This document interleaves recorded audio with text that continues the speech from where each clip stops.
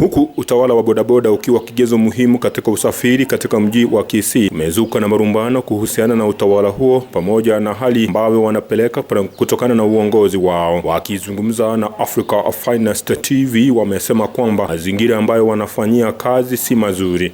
Nilikuwa naulizia hapa kaunti yetu inainuka kwa kiwango kikubwa, lakini kati ya mazingira hapa ambayo iko hapa KISII haitufurahishi kabisa.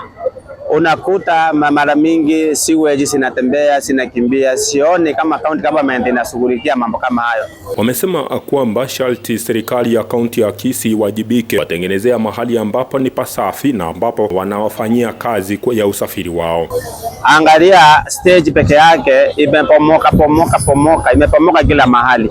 Hatuoni mtu anaweza kutusaidia za hizi ili tutengeneze hii KISII county ikuwe county kamili, kwa sababu imepomoka kila mahali. Hapa juzi gari karibu ikose breki uumize watu pale. Angalia huko daraja moja, barabara yetu haina hata pumps. Watu juzi wamekufa hapa daraja moja, wanafunzi. Aidha, wameilaumu serikali kuu kwa kupandisha gharama ya maisha, huku wakitaka serikali kupunguza uwepo wa zaidi ya kupandisha bei ya mafuta. Kwingineko, wamezungumzia swala tata la uongozi wa kaunti ya KISII kuhusiana na bodaboda. Hapa town hatuna uongozi wa bodaboda saa hizi. Tunashikwa ovyo ovyo kiolela, tunakimbishwa hapa na pale, hatujuani saa hizi. Vile sasa hatuna uongozi ya bodaboda, hatujuani ujui huyu ni nani. Hata majambazi wameingia miongoni mwetu ambao wanaweza fanya mambo tujulikane sisi kama bodaboda ni wabaya. Wamesema kwamba mvutano umekuweko kuhusiana na ni nani ambaye anafaa kuwa kiongozi wao, jambo ambalo limepelekea hata maafa. Tangu hao viongozi wetu wa KISII town operators wasimamishwe, nimeona kazi inaonekana. Watu wanaendelea kufanya kazi, wale ambao wenye hawakuwa wanafanya kazi hapa KISII town sasa hizi nimeona wanatia bidii kwa kazi. Sasa viongozi wetu, mimi nasema kwa maoni yangu, hii mambo ya kusimamiza mambo ya kusema KISII county Bosongo Bodaboda Association, ama mambo ya kusema KISII Bodaboda Association, hii mambo by the way vile imesimama hivi, nimeona kazi inaendelea. Ama namna gani bodaboda?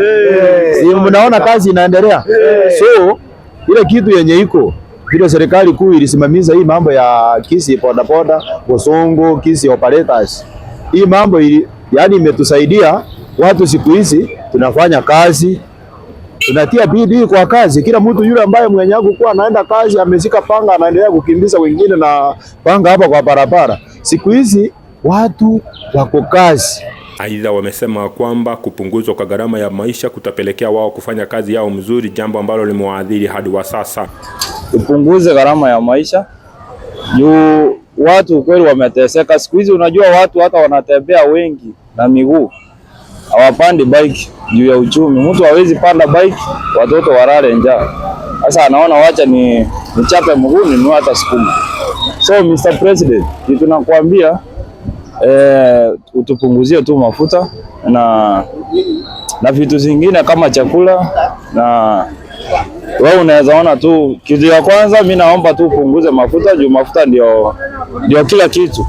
Sema nchi zingine zimeangusha, lakini hapa rais wetu anaanguza shilingi kobole.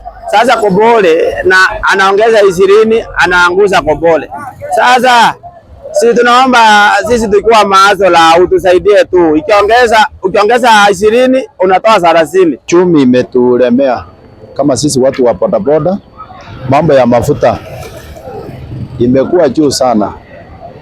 Mafuta sasa hizi ukiongea na customer, mafuta vile imepanda hivi, ukiongeleza na customer umwambie mafuta ilienda ikaongeza, tuongezee pesa, customer wanalia tunatoa pesa wapi? Walitoa maoni yao tofauti jinsi ambavyo wanataka serikali wapange. Mvutano wa uongozi katika kaunti ya KISII umeleta taswishi kubwa na hadi ukapelekea mauaji pamoja na mvutano na maandamano ambayo yameshashuhudiwa tangu hapo awali. Jina langu ni Gilbert Kobi na hili ni jukwaa la Africa Finest TV.